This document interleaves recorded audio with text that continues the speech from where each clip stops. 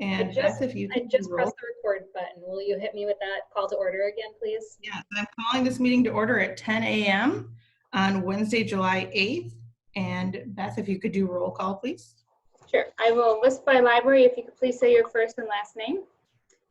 Algonquin. Sarah Murray. Carrie. Diane McNulty. Crystal Lake. Do we have a Crystal Lake? I'll come back. Des Plaines. Bonell. Ela. Erica Christensen. Evanston. Karen Danzig Lyons. Fox River Valley. Heather Zapsky. Fremont.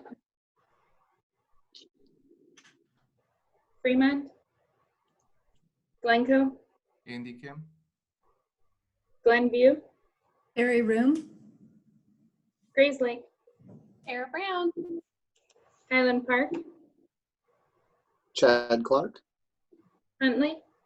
Frank Novak. Indian Trails. Ryan Shepard. Lake Forest. Catherine Lemmer. Lake Villa. Nick Jacobson. Lincolnwood. McHenry.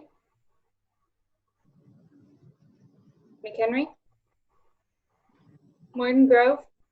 Pam Leffler. Niles May. Susan Lemke. Northbrook. Kate Hall. Palatine.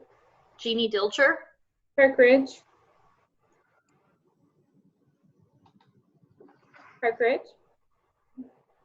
Prospect Heights. Alex the Faceless Wonder Todd. Round Lake. Jim DiDonato. Wilmette. Anthony Austin. Winnetka.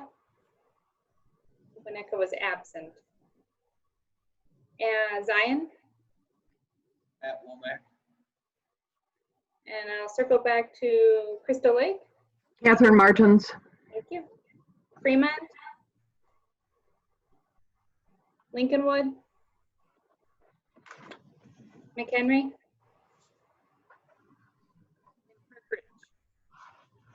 Here. Heidi, thank you. Yes. Also present for CCS, we have Rebecca Malinowski, Deborah Wishmeyer, and Beth Stronbrenner.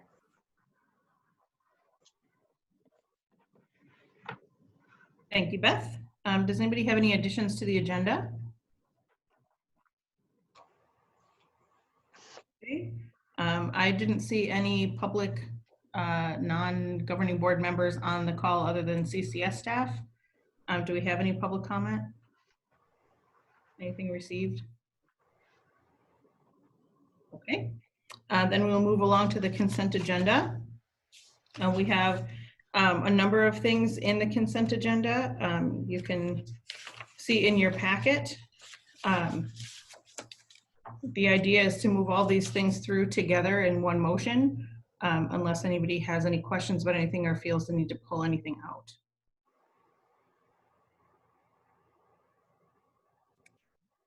If there is no discussion, then can we get a motion to approve the consent agenda as presented? So moved. Kate Hall, Northbrook. Second, Pam Leffler. Anthony Austin. Okay, we'll give the motion to Kate and the second to Pam. If we can get a roll call vote, please. I'll start with Northbrook. Yes. Palatine. Oh, I wasn't ready. Yes. Park Ridge. Yes. Prospect Heights. Aye. Round Lake. Sorry, working with my microphone. Yes. Wilmette.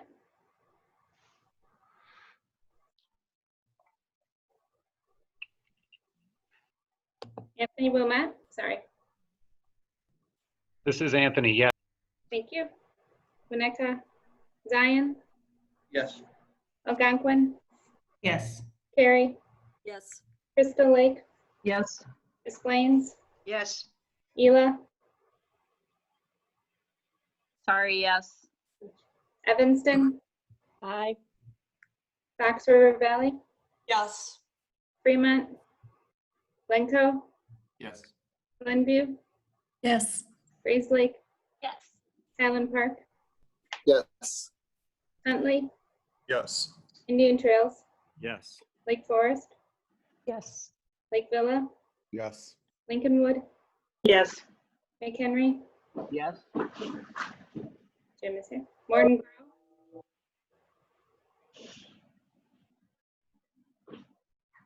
sorry, Pam, Morton Grove, Oh, yes. thank you, and Niles, Maine. Yes. Okay. Consent agenda is passed. I'm glad we caught a few more people, Lincolnwood and McHenry. Thank you for joining. Next, under business, we have COVID-19 response, which I imagine has been the topic of lots of meetings for everyone recently. The first three things under business are update from Rails, IMLS, and other organizations, and then the reopening survey and Stacks access survey results. Did anybody have any questions or need to discuss any of the results of those surveys?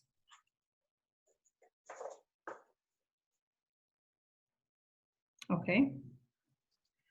Then the next thing we have is resource sharing at CCS, which is something that will probably garner some discussion and needs action. So we need to make a decision about moving forward with interlibrary loan, reciprocal borrowing, and pick up anywhere. Rebecca provided some information on pages 13 and 14 in the board packet about moving forward. And then two proposed motions that we could consider. Does anybody have anything that they would like to discuss about moving forward with this?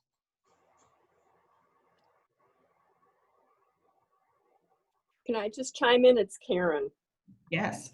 Okay, so hi everyone, it's good to be back.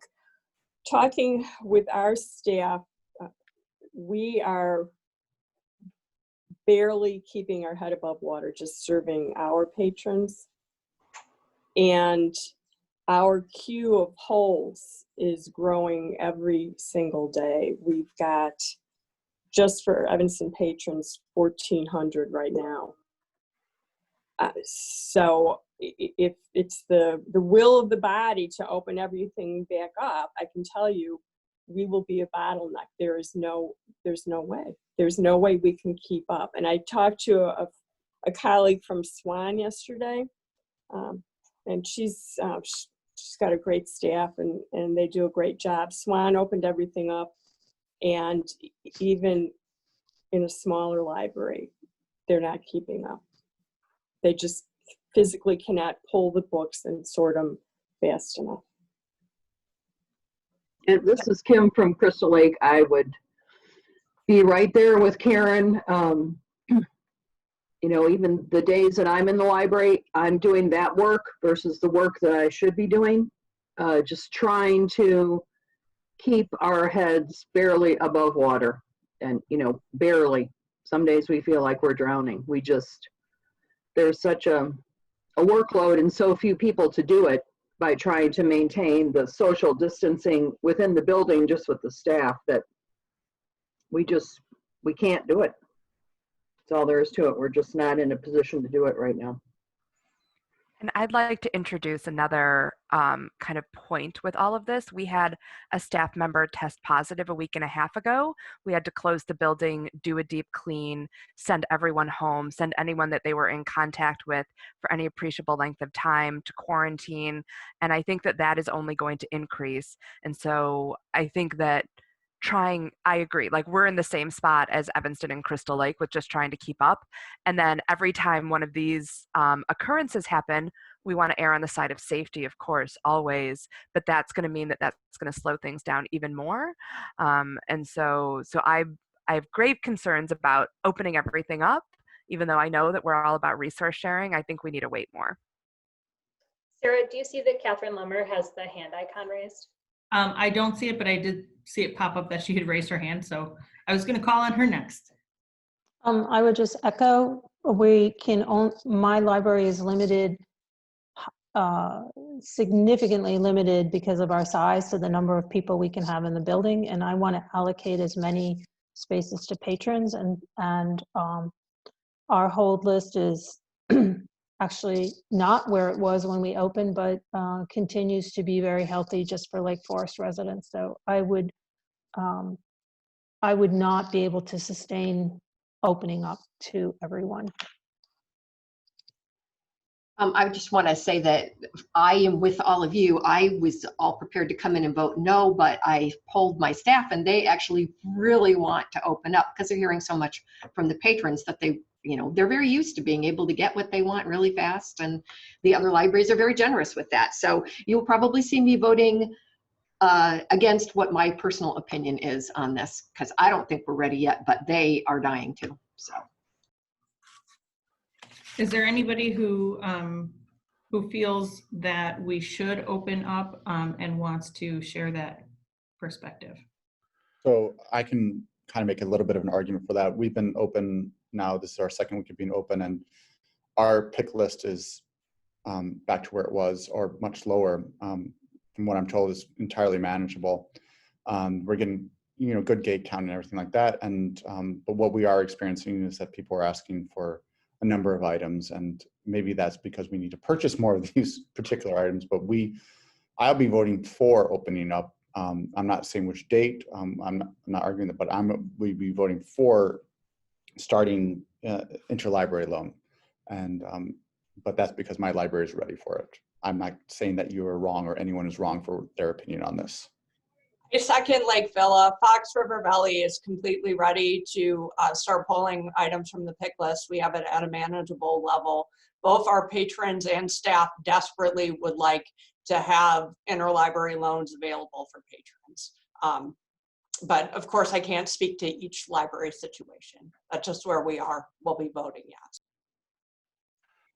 Prospect Heights would also be voting for that as well. We're kind of partially doing reciprocal borrowing already with our curbside service. We are accepting phone calls from residents in Mount Prospect, Arlington Heights, and the Indian Trails, just because we're so close together that instead of explaining why we can't pull the book and give it to them, we're just pulling the book and giving it to them.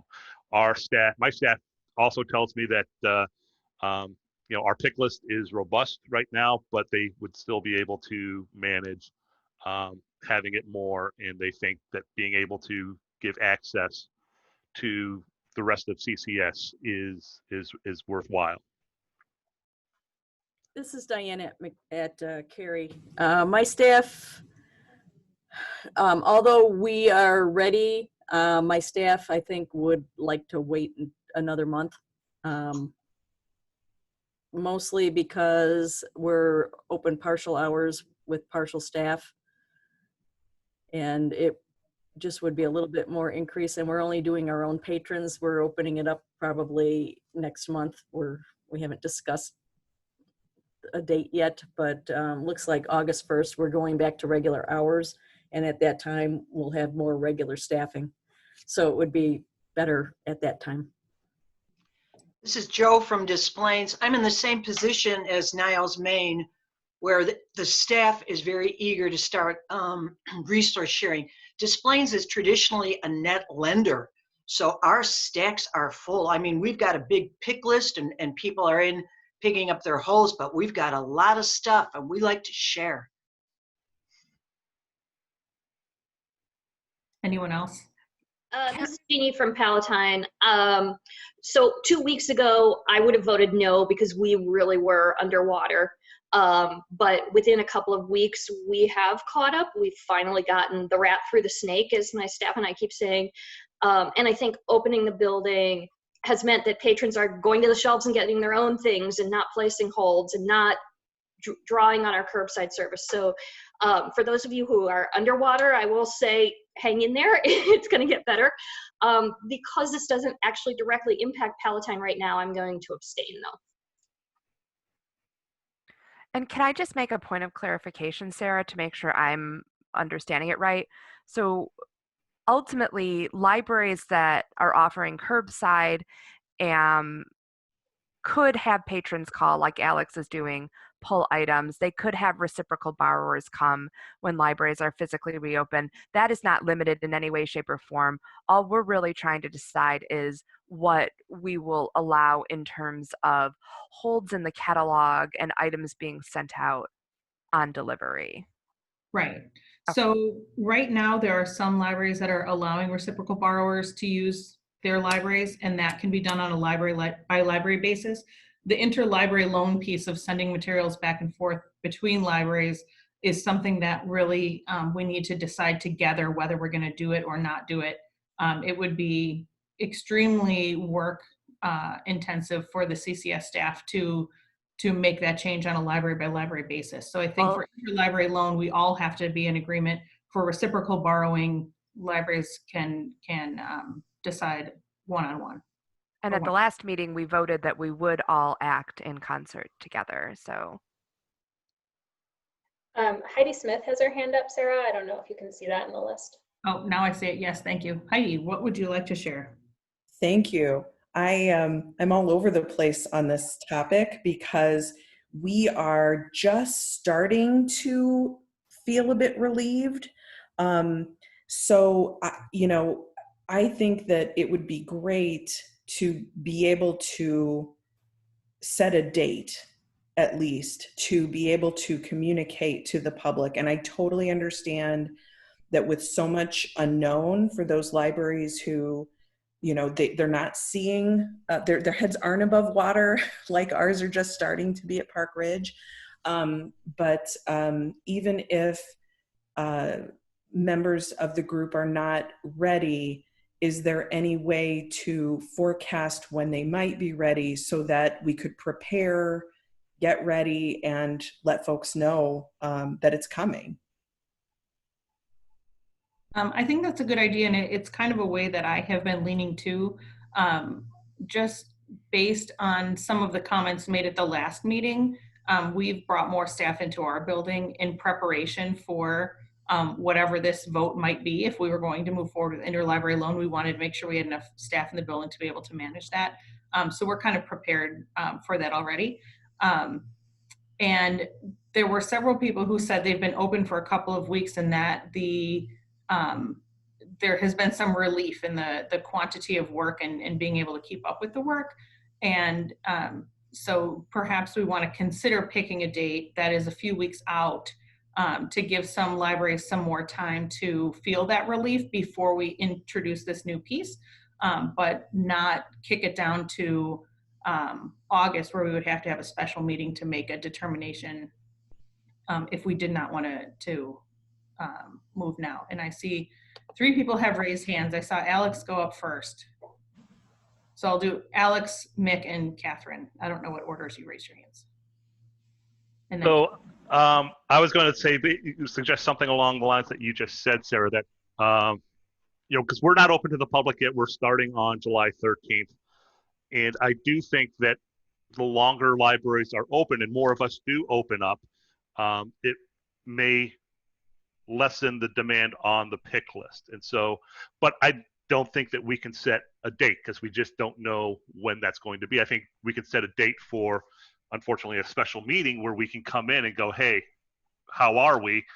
Yes or no, and then adjourn. And so maybe we can have that on the 29th of July, which is 3 weeks out. And that would give, more libraries a chance to open up, get used to being open, having their patrons in, and then also having their staff the opportunity to be working with the pick list and with the staff or with the public and hearing from the public, because I've also heard a lot where personally we're maybe more concerned, but our staff are eager to open this up because they're getting a lot of requests and questions and complaints and suggestions from their patrons that they want this service reopened. And so that's basically what I think.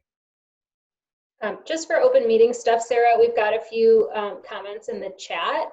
I believe they all came in when Heidi Smith was speaking. We've got a huzzah, I agree with Heidi, agreed, ditto, and agreed. do we need to have the names of folks read into those? My huzzah was echoing Kate Hall's "Welcome back, Karen." 'Cause Oh, welcome okay, back, thanks, Karen. Alex. There was a pre-meeting welcome back, Karen, as well.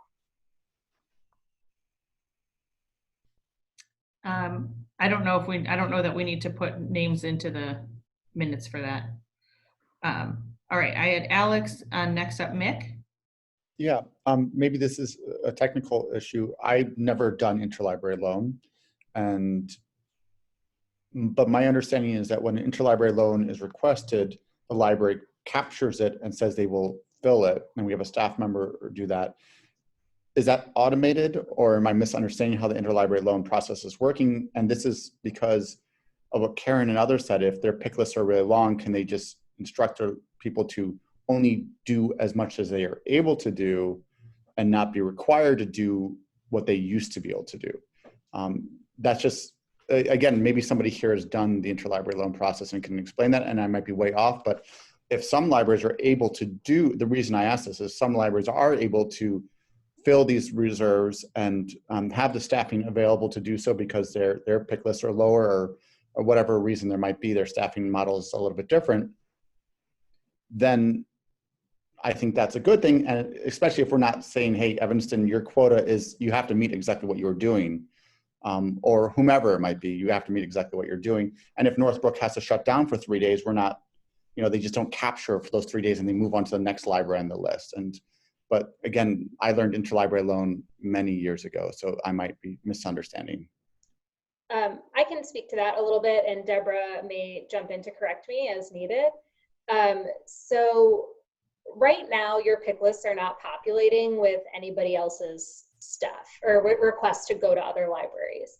As we said last meeting, for CCS to kind of repopulate those pick lists on an opt-in basis, which I understand is not what you're suggesting, that would be just like an insane amount of staff work to do, and could take, I think the estimate that Deborah provided was that it would be approximately like a week of one person's work to like manage those requests and get people back in.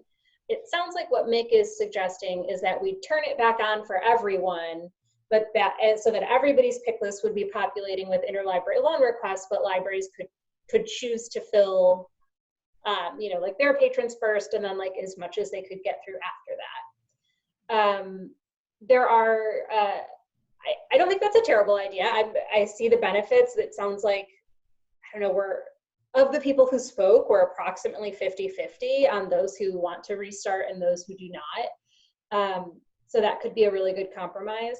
The issue is it makes filling the pick list a little bit more challenging. Staff have to just go through an extra step of like filtering to get their own patrons or run a special report to grab them if they wanted to prioritize and fill those first. The second issue is more of a service issue for patrons. An item, when an item is on a pick list, it's called pending. It can only be on one library's pick list at a time. So there are settings in Polaris that will cycle those through to other libraries, but it will delay things, especially if it goes, I think it stays like 2 days at a library.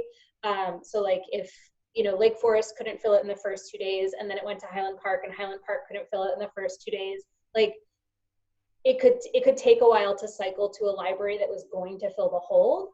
And patrons would have no way of knowing, like, there's 6 items on the shelf, like, why aren't I getting my thing? So I think it's an interesting suggestion. I'm not ruling it out, but I do think that there are some potential service issues for patrons that we'd want to consider. Thank you, Rebecca, for that insight. Catherine, you had your hand up. I was just going to make the same comment. In the days right before closing, we filtered to just fill Lake Forest holes, but I think it's even more a question of staffing. It's a question of space. I'm using all of my available space for furniture storage, and I'm using all my dock space for my quarantining. So yesterday, or whatever the last day of delivery was, we got 15 blue bins. Now, we are definitely a net lender. So for me to try and even find a home for 6 bins, my usual 6 to 8 bins that move through my library every day will be challenging.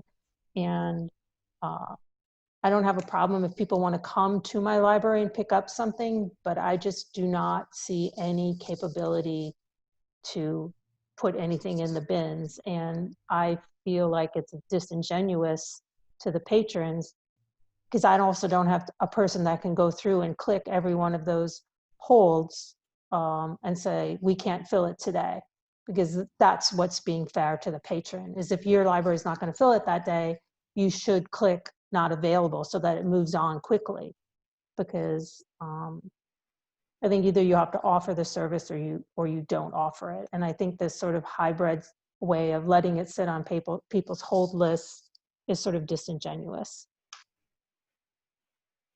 I think that's a good point. Kate, you also had your hand up. Yeah, I just wanted to make 2 points. One is that though the Rails guidance has moved the quarantine from 7 to 3 days, because so many libraries are having their stacks be open, we will also have to find a spot to quarantine all of these items that we're pulling from the open stacks before we send them out for delivery. And while adding 3 days is not a huge deal, it's more, as Catherine said, the space issue. I also wanted to point out, like in the survey, it says that the last library's opening would be opening July 27th. And so I don't think we should do anything until whoever that is, I think there were 1 or 2, are open for at least 3 weeks so that they can get a sense of things. I think, Alex's point of like, let's do it at the end of July. I'm not opening till July 20th. I would not be comfortable waiting only a week to see what the demand is when our pick lists are still ranging between 400 and 600 a day when we're used to 150 to 200. So I would urge us to, I know, Sarah, you want to put a date on it, and I think that's hard, but I think we're going to have a special meeting in August, or I would say, let's agree not to do anything until after Labor Day, which I would be very comfortable with. Can I? Any other hands up? So I don't know, where is the hands up button? I think you have to go to the participant list, but if you just put your hand up or you start talking. Participant, well, I tried to, but it disappeared with my tricky background here. It's your turn. Okay, thank you. I think some of the differences may be related to the space that we all have to work with, and that dictates the number of staff that we can have in the building. I know that is one of probably the biggest issue that I'm dealing with in Crystal Lake, is that my staff is so crowded in there to begin with, and then, in order to provide a safe working environment, we have, maybe a quarter of the staff in there at any given time. And so that is limiting what we're able to do. And then you add in some of these other things that Catherine was talking about. I mean, when Mick was saying everything is fine, I'm thinking, yeah, everything's fine in Lake Villa, because I was there. I saw the fabulous building that was built there, and all the space that they have to work with. And some of you are blessed with that, but others of us are not. And I'm even wrestling with, can I open to the public? Should my staff even be there? Because I have reports from our architect that's working on a project that our ventilation system really is not even up to COVID standards, because we're not able to bring in the amount of outside air that they want us to recirculate and shove it back out. So, I mean, if you all, there just would be no way we could play. I guess is the best way for me to say it. You could decide it, but I do not have the capacity. So this is Brian. Can I ask a question? And I understand, Rebecca, to your point about the amount of time that it would take to be able to make this work. But if we're looking at long-term libraries that aren't able to open, I mean, Kate's saying after Labor Day, I mean, Crystal Lake, I mean, it sounds like it might be longer than that. At what point do we say, you know what, yes, it's additional work, but because there are libraries that are ready to do this and are able to do this, putting the effort in to do that extra work is actually a worthwhile thing to do. I mean, I'm concerned that we're going to keep on pushing this back, and we're going to push it back another month. And then in a month, we're going to come back and say, those libraries are there are going to be some libraries are going to say, we just can't do it. We don't have the space. And that's not a quick fix. That's going to be fixed anytime soon. So I guess at what point do we say the extra effort that's needed to make this work is actually a valid thing to spend time on? Yeah, I think that's a really great point, Brian.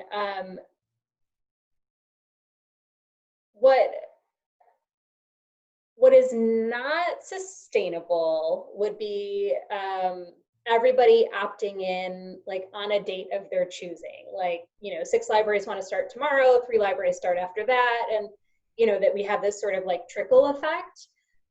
Because if we're opting in one by one, it's like a little bit exponential. Like you have to add in, that one library who wants to be added to everybody, and then add everybody back to that library. And so like everything has to be touched. That said, I hear the conversations that are happening today, and I 100% understand that like some of our libraries are just like in different universes when it comes to kind of what we're able to do. I would be comfortable, I can't see Deborah's video, which is good, so I can't see if she's like having panic eyes at me. I would be comfortable with, I would say, based on this, it sounds like we're maybe not even ready to just say like 2 groups, like a group A and a group B. Group A starting like, sometime in July, and group B starting sometime in August. But I do think that we could make it work with like a monthly opt-in date. So for example, folks who wanted to start in July would have to tell us by tell us by Friday, and we'll have it set up on Tuesday. And then like we'll have a second date like that in August and kind of go from there. Deborah, on a scale of 1 to 10, how much does that panic you? That does not. You would ever panic. You would never panic. No, that does not panic me. I think that would be absolutely doable. Okay. Thanks, Deb. So that would be my proposal, that we set a, given the disparities that we're seeing here and the kind of differences in where folks are, that we set up monthly opt-in dates. It does create more complexity for patrons, and like right now it's easy to say you can only get what's on our shelves, whereas like when there's like 6 libraries that have opted in and they see like, oh well, this library has it on the shelf, there's still that conversation of like, well, that's not one of the libraries who've opted in, and CCS can share those lists with members. But just like that would be my only caveat, is that it's opening up access. I like that component of it. The messaging and education for patrons would be a little bit more challenging. I also do, oh, sorry. I also want to say that we did decide that we wanted to try and move forward as a group. And I think we should still try and do that. I also want to remind everyone, for those of you that have been around a while, you may remember when Northbrook did not loan out AV materials and what fun times that was, and explaining to your patrons. We're essentially taking that and multiplying it by 28, 27. How many of us are there now? I can never remember. A lot of people. And so I do think the complexity issue is one that when we're already trying to explain our reopening to patrons, that this is going to be kind of a nightmare. I keep telling my staff, no matter what decision we make, our patrons are going to be upset.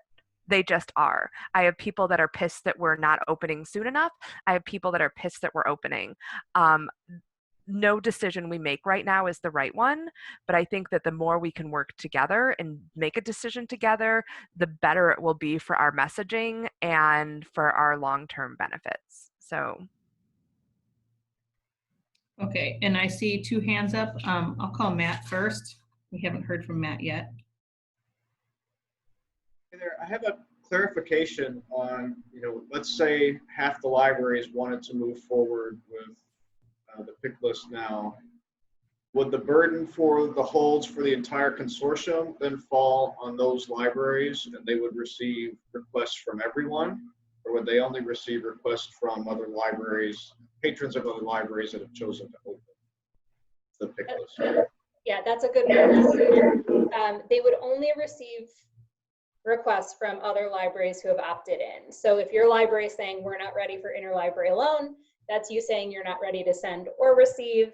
And if your library is saying I am ready for interlibrary loan, then you would be sending and receiving. Thank you. That was a good question, Matt. And then Kim, I see you have your hand up again. You found it. I did, thank you. So just a little levity maybe. This is what I tell my granddaughters. You get what you get and you don't pitch a fit. I'd say that's our messaging.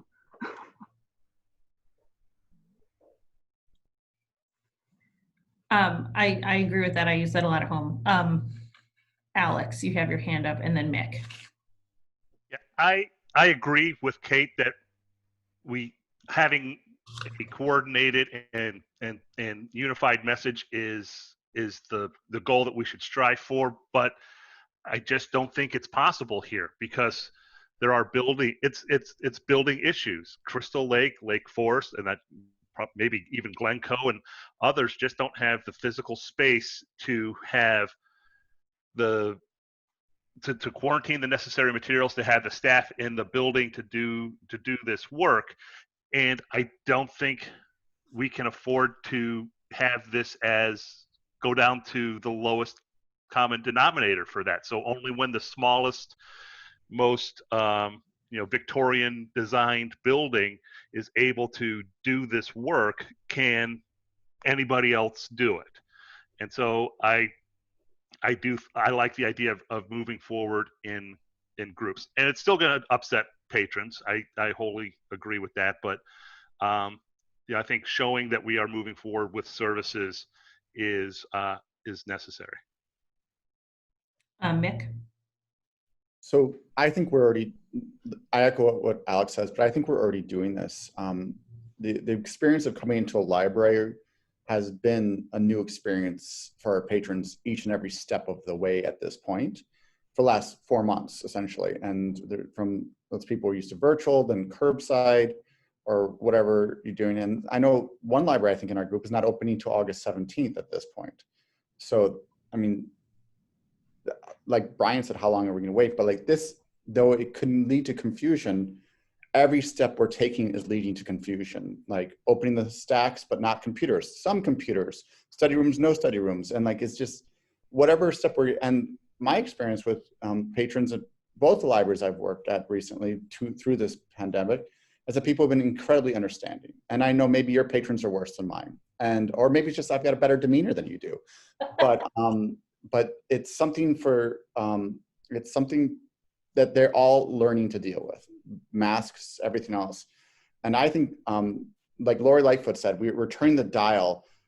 We're not flipping the switch. And I applaud you, Rebecca, for finding a way for us to turn this dial just a little bit. And that's what I was searching for, is how do we turn the dial without flipping the switch? And this, to me, feels like the opt-in method of once a month or whatever, once every 6 weeks, is the best way of turning the dial. Thank you. Okay, I see Heidi's hand up, and then, so we'll hear from Heidi, and then I think we might need to try and gather all the opinions together and figure out how we're going to move forward. Heidi. Well, so add Park Ridge to your list of, we're not Victorian, we're not that cool, but limited space. So the thing that we've been talking about doing has been to focus on having interlibrary loan and deliveries to making more materials available, and all hands on deck to prepare those materials for curbside and not have people come in to browse, because we have to decide, we're kind of in the same boat in terms of manpower, one or the other. What can we sustain? We've had a lot of, not a lot, we've had some turnover that we're feeling, and retirements, et cetera. And, because the patrons, we're like weighing access to all of your materials versus the option for them to browse. So we're going to be opening up like the computer areas, but not the book stacks, because we're storing a lot of our quarantining materials in those areas. So I just kind of wanted to, it sounds like that's a very unique perspective among the group here, but I just wanted to share that with you that, you know, we're looking at what's more impactful to Park Ridge residents. Is it more titles to choose from that we bring out to you? Or maybe in the next few weeks, we're looking at opening our lobby just for pickups, but keeping the stacks closed because we need those spaces for this storage. So I just would share that perspective with some of the other libraries. And if any of you want to shoot me an email later about how crazy I am, I'd be happy to read it and learn from it. But if you have any other thoughts for me, sorry to grab the meeting for my personal request, but I sure would appreciate it. This is Pam from Morton Grove, and Heidi, you're not crazy, because that's kind of what we were thinking as well, that you know, we were hoping that we would open up interlibrary loan before we're actually letting patrons in the building. We're the library that's not opening to the public till the end of the month. Mostly that's just because some timing and some other work that we're doing in the building, but you know, that was kind of the side that we were coming down on, is this idea that you know, why we weren't necessarily letting you into the building. We're going to let people in to use computers prior to, you know, roaming the stacks. But, you know, the ability to have access to everyone else's collections would be a big plus for us. So we're exactly in the same boat as you, Heidi. So I think based on what everyone has shared, Kate, I understand your sentiment of wanting to move forward as a group. And I think that when we discussed this last time, we decided we were going to do that, not knowing, I mean, I think we're all learning new things every day about how the process is working in our library, what our staff can handle, what patron demands are and whatnot. So I think at the point we were at when we discussed this last time, I think moving forward in unison was something that we all felt we could do. But now that we know more and we have a more concrete timeline for a lot of libraries opening to the public, some already have, some will be very soon, and some are still waiting for a while. I think that we need to find a different way to move forward in order to best serve our patrons, but to honor the libraries that can't move at the same pace as each other. I know one of the big things that we were considering was the workload for CCS to do this, you know, as a one-to-one, like one at a time library. I think that if we can move forward with the monthly opt-in, it sounds like that's a workload that CCS can manage. And it will allow us to move forward instead of, you know, we're not going to be moving in one giant group, and we're not going to be moving individually. We're going to be moving, you know, kind of in chunks. I think that might be the best way to go to get the libraries that are ready for interlibrary loan going, and the libraries that can't handle it now and just don't know when they will be able to handle it, to allow them the space to be able to do that. I echo whoever it was that said we can't really wait until the very last library is able to do it before we can all move forward. So I think that, you know, if we can move forward with monthly opt-in, I think that might be the best way to serve libraries, and then libraries can make their choices on what month to opt in based on what their capacity is, staffing wise, space wise, time wise, etc. So Sarah, this is Brian, can I make a motion that we would allow libraries to opt in to interlibrary loan on a monthly basis by a schedule dictated by CCS staff? I think you could absolutely make that motion. Then I will so move. This is Alex from Prospect Heights, second. I beat him. Mick is second. Damn. Ooh, I heard Alex first, but I'll take you, Mick. Oh, I don't want any fights. No Zoom fights. Sorry, Alex. You get your voice. Okay, so allow libraries to opt in. Can you say that again, Brian? I know Beth's got it recorded, but. I said that all the libraries can opt in to interlibrary loan on a monthly basis by a schedule dictated by CCS staff. Thank you. Can we get a roll call vote on that motion, please? Okay, I will start with Indian Trails. Yes. Lake Forest? No. That was a no, correct? Correct. Lake Villa, Yes. Lincolnwood, Yes. McHenry. You cut out there for a second, Beth. Oh, sorry, McHenry. Yes. Yes. Yes, thank you. Morton Grove, Yes. Niles, Maine, Yes. Northbrook, No. Palatine, Yes. Park Ridge, Yes. Prospect Heights, Yes. Round Lake, Yes. Wilmette, Yes. Winnetka, Zion, Yes. Algonquin, Yes. Cary, Yes. Crystal Lake, Yes. Des Plaines, Yes. Gila, Yes. Evanston, Yes. Fox River Valley, Yes. Fremont, Glencoe, Yes. Glenview, Yes. Grays Lake, Yes. Highland Park, Yes. Huntley. Yes. Thank you. Okay, it's a lot to count, but it was all yeses and 2 noes, so the motion passes by majority. So did we lose Rebecca? I'm here. Can you hear me? Okay, yes, I can. You disappeared from my screen. Oh, sorry. That's okay.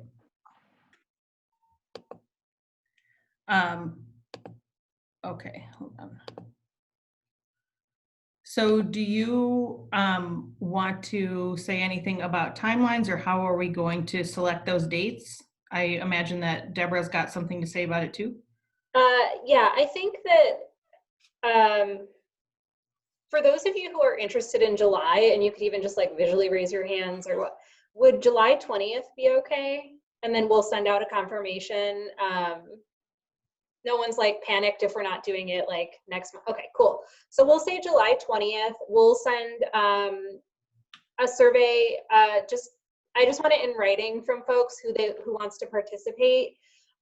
So we will get that out. If not by, well, there's no reason we shouldn't be able to get it out today. So we'll ask for those back by like Tuesday the 14th, and then we'll have it set up ready to go on Monday the 20th. And then I'll look at the schedule and set up the rest of the dates after consulting with the member services team. All right. I know sometimes it's hard business, but I think that I think this is a solution that should speak to the needs of all of our libraries, and hopefully move us forward, you know, in as much unison as possible, but also not leaving people behind who are ready to go. I have a clarification question for Rebecca. Yes. So my staff pointed out that for us, at least, Monday is our busiest pick list day because it's picking up stuff from the weekend and whatnot. And so they suggested that if we start, it happen in the middle of the week on a Tuesday or Thursday. I don't know if we're unique in that, and I'm not saying it has to be, but that might, take that into consideration if that's true for other folks.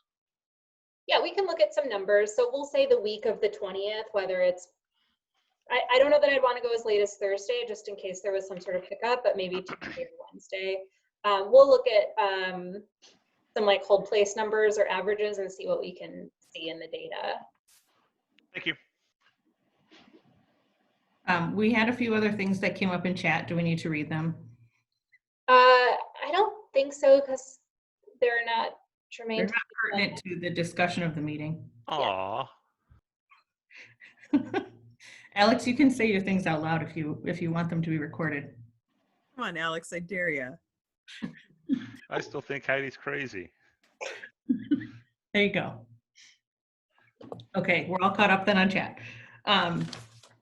All right, the only other thing we had was any other COVID information, and I don't know, Rebecca, if you had anything that you wanted to share with that, or if any other libraries had anything that they needed to share. I think one of the biggest things, and this was in one of the updates, is that we've moved from 7 days quarantine to 3 days quarantine, which I think has, well, most of us did. I think there were a couple people who were at 3 days before, but we're all in unison at 3 days now. I think that relieves a lot of space concern for some libraries. So hopefully that will help us all move forward a little bit more quickly. Did you have anything else for that you wanted to add, Rebecca? Yeah, so I was going to mention it in my report, but I'll do it now so I don't forget, and it is relevant. So CCS is getting, as we expected and are here to do, a lot of change requests to like update notice texts as like services change and things like that. You know, updating hours, or it's really a lot of notice stuff. But I wanted to remind folks that CCS on-call, CCS staff are on call on the weekends for urgent issues that are related to like connectivity. So like if your system is down, if patrons like can't access the pack, that sort of thing. We have gotten some tickets that have come in like Friday at 5:30 or on Saturday, and so like I need this done by the end of the day for like notice updates.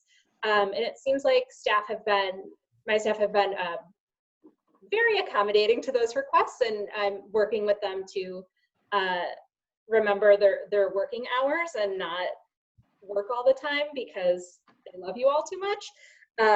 So just a reminder that we do ask for advance notice for changes.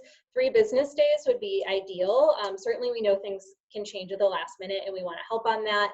But I am reiterating with all of our staff who have on-call responsibilities that they are not obligated and should not be monitoring the online ticket system when they're on call. They should only be taking phone calls that come in for urgent connectivity related issues.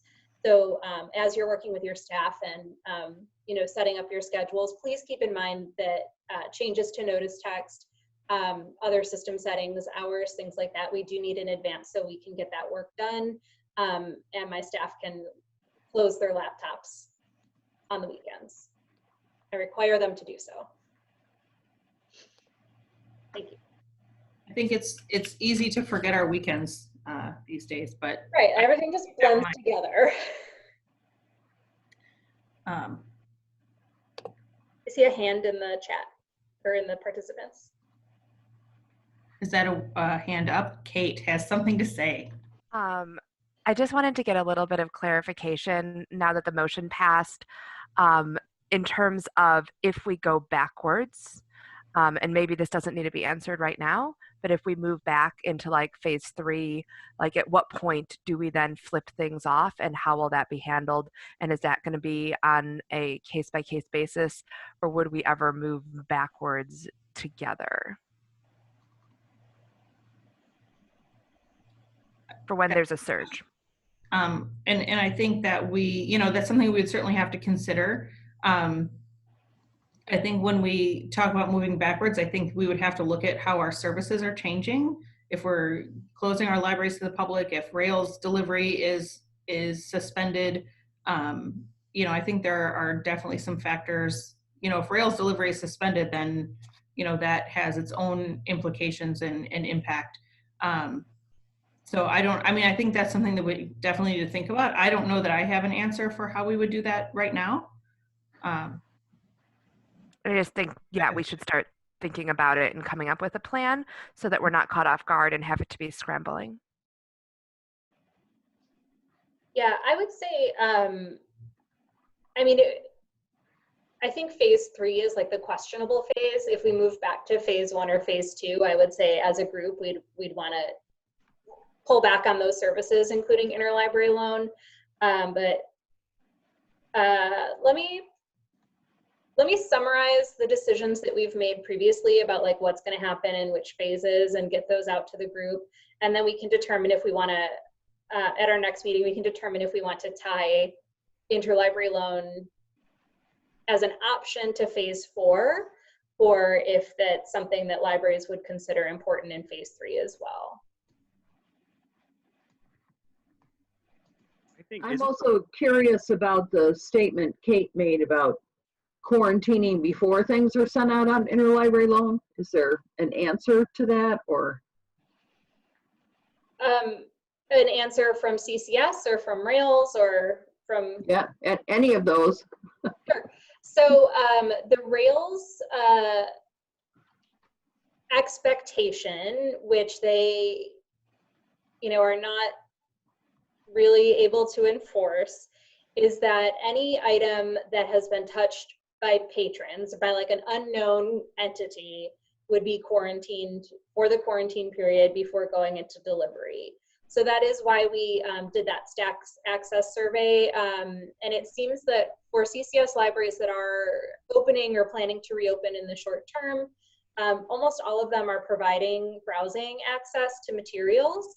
I know there's been discussion on directors only. I think Alex referenced like the grocery store model of like, are you quarantining your groceries after you bring them home? Like there's a difference between sitting down and reading a book versus, picking it up, reading the back and sticking it back on the shelf. This is not something that, like any quarantine is not enforceable really in any way. So I think each library needs to determine for themselves how much risk they're in and how much risk they're sharing with their neighbors.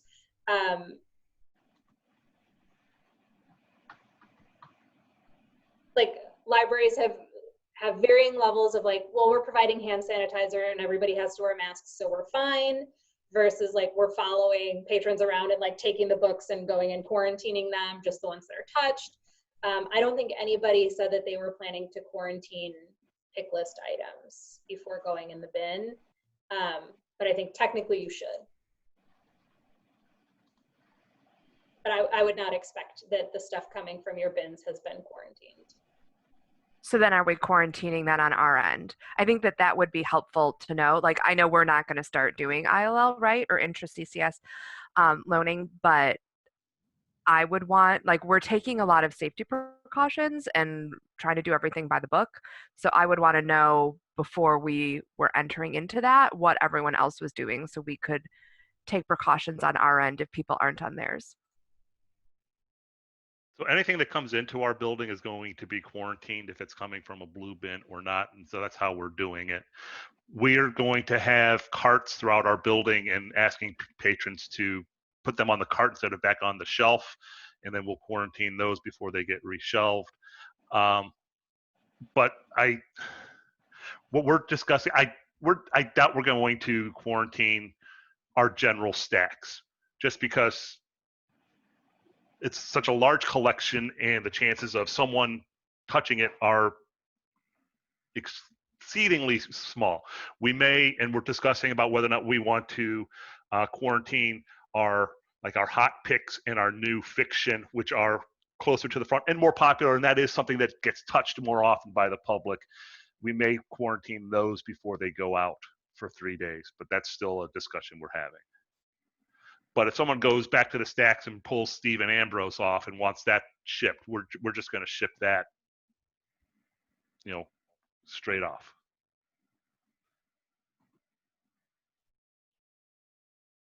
Does anybody else have anything to contribute about their process?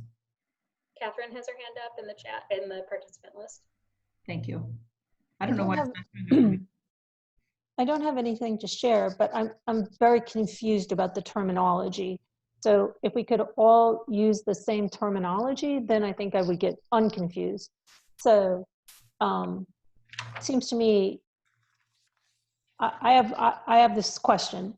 Are you pulling the hold and quarantining it for 3 days prior to putting it in the bin to leave your library? Or am I expected to quarantine that item when I take it out of the bin in my library for 3 days? If I could get clarification on that, it would be helpful. Thank you. I think it depends a little bit too on where you feel or where you stand on the management and handling of the materials at Rails. Like everything gets, whether you quarantine it at your library before you put it in a blue bin and send it or not, it's going to go to a central area where it's going to be, handled and shifted around into different bins. So, is that a trigger for quarantine for you? Because then it doesn't really matter what libraries are doing before they put things in a blue bin if having somebody at Rails touch it is going to start a quarantine period for you all over again. And I don't know where where everybody stands on that. I think the only thing that you can control is what you do when the material comes to you in the bin. Because even if all CCS libraries agreed today that everything that went in the bin from the stacks or from returns or wherever would be quarantined for 3 days, there will be stuff in the bins from non-CCS libraries, and they'll be coming into contact, as Sarah said, in the sorting facility. So as Alex said, they're quarantining everything that is returned to the library, whether it's in the bins or from patrons in the book drops or wherever at that stage. And I think that makes sense.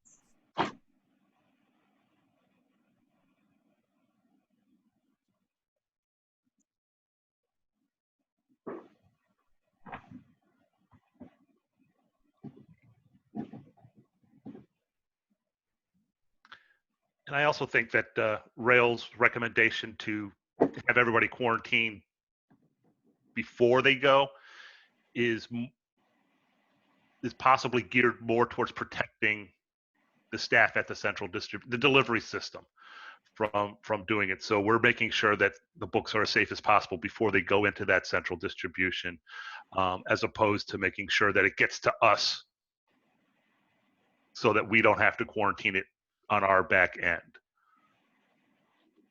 We are at Algonquin considering duration of exposure. So anything that comes in and is returned from, and we don't have people in our building right now. So anything that is returned to us gets quarantined for 3 days before it gets checked in, because someone may have been sitting and reading that book and had it in their house for 3 weeks. Anything that's on our shelf that a patron can just come in and take, or that we would go to the shelf and pull to send to another library, we are not quarantining before we send it out, just because the duration of exposure is so much less with browsing than it is with checking out and taking home. So we'll consider what we're going to do with materials that come through the blue bins to us, but we are not planning to quarantine materials for 3 days that are on a pick list before putting them in a blue bin to send them to Rails. Anything that goes in that bin has either been quarantined because it was at someone's home, or it had little to no exposure already being in the library on the stacks. But I think, to Rebecca's point, I think if we're concerned about our staff managing materials for quarantine, I think then we have to do that in our own libraries and use the process in our own libraries, so that we know what's happening with those materials. So, okay. It would make it a case, though, that we try and come to an agreement as a group, so that we don't potentially have something being quarantined for 3 days at the lending library and then another 3 days, because that's going to be adding a week on, which is going to slow delivery down tremendously. Granted, I don't have any skin in this game right now, but I think it would be better if we were all consistent. Do we feel that we need to be consistent on that, or I mean, for me, it's kind of a, let's see how the process shakes out before I know exactly what's going to work best for us. I don't know where anybody else stands, if we feel the need to be consistent, or if we just are figuring it out as we go. At Fox River Valley, we are figuring it out as we go. I agree with you, Sarah. I kind of liked Rebecca's suggestion to assume that nothing was quarantined on the one end and do what you want on your end. I get Kate's point that it might slow it down, but at this point, 7 days is still faster than not at all, and so I think it's an improvement over what we're currently offering. Okay.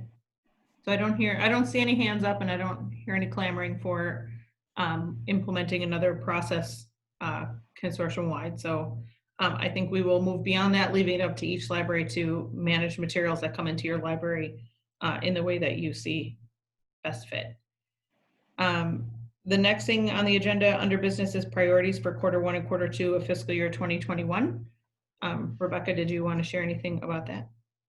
Yes. I will just quickly pop this up. It's a couple of slides, but it's really just because I didn't put it in your packet. It's not a lot of content.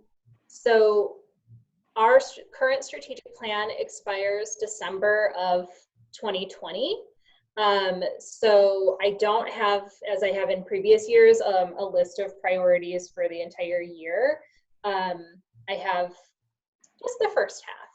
So the Long Range Planning Committee obviously will be focused on the strategic planning process. And there will be, I think, some level of participation, forgot my pen, at the governing board level as well there, obviously for strategic planning.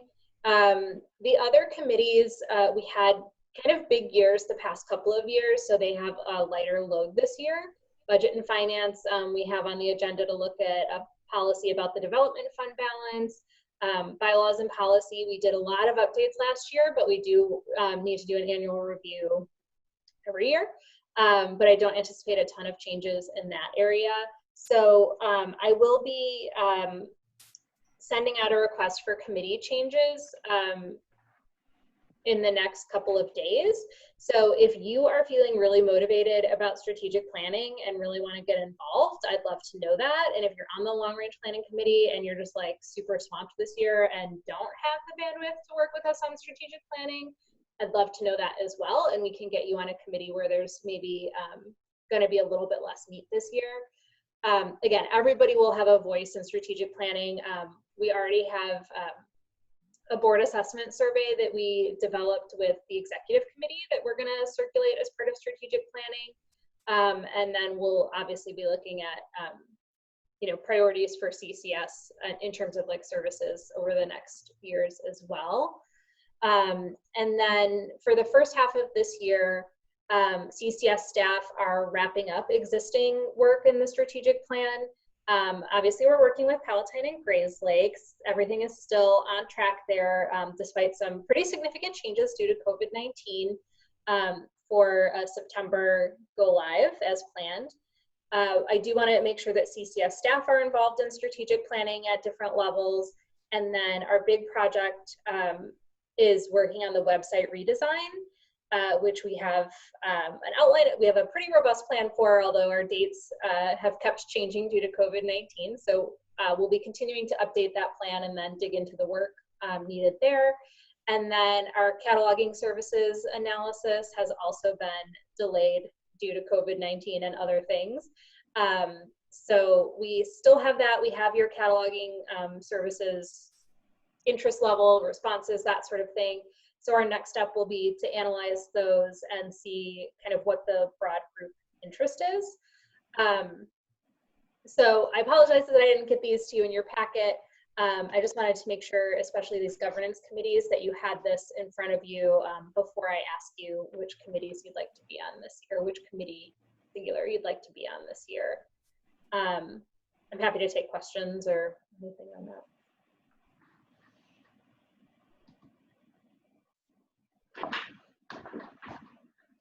So excited for strategic planning.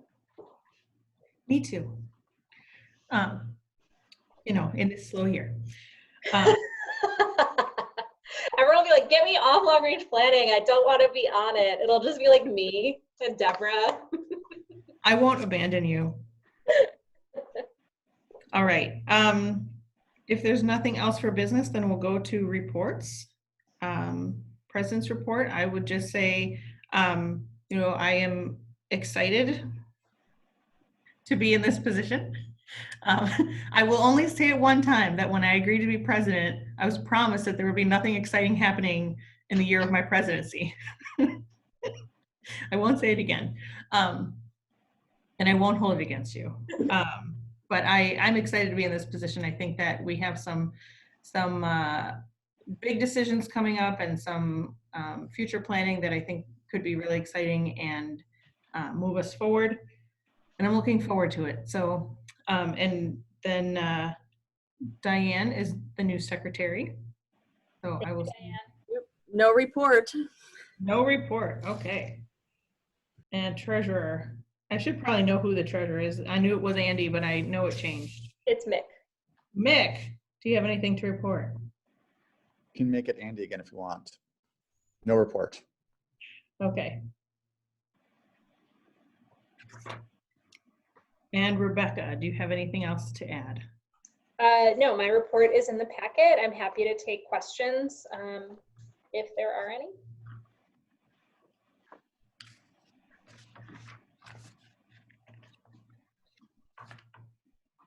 Okay.